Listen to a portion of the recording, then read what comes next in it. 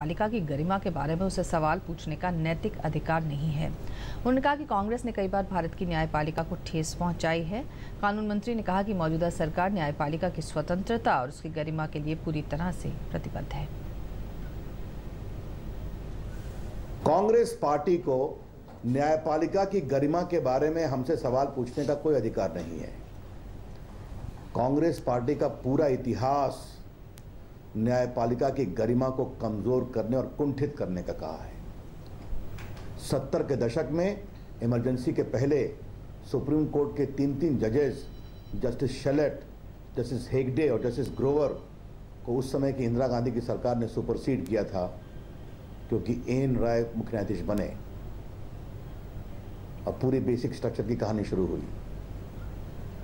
Emergency में इतिहास बनाने वाले निर्भीक न्यायमूर्ति HR खन्ना को इसीलिए 2 महीने के लिए भी मुख्य न्यायाधीश नहीं बनाने दिया गया, क्योंकि उन्होंने ADM जबलपुर में यह फैसला किया था कि नागरिकों के मौलिक अधिकार इमरजेंसी में भी स्थगित नहीं हो सकते।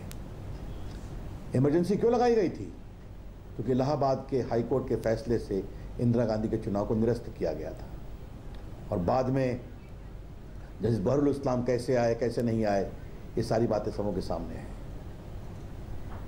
और हमारा रिकॉर्ड क्या रहा है?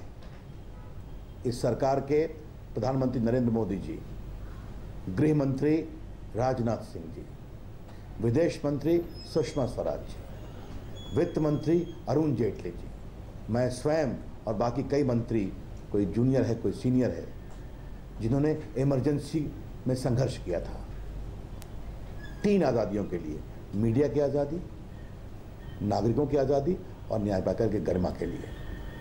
तो हमारी सरकार में प्रमुख लोग प्रधानमंत्री सहित न्यायपालिका की गरिमा के लिए संघर्ष कर चुके हैं और हमारी प्रतिबद्धता पूर्ण रूप से प्रामाणिक है।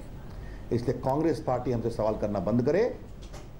एक बात मैं अवश्य कहना चाहूंगा, जनता के द्वारा बार बार हराए हुए लोग जो हारते हैं वो कृपा कर करके कोर्ट के गलियारों से झूठे आधार पर देश की राजनीति को नहीं चलाएं।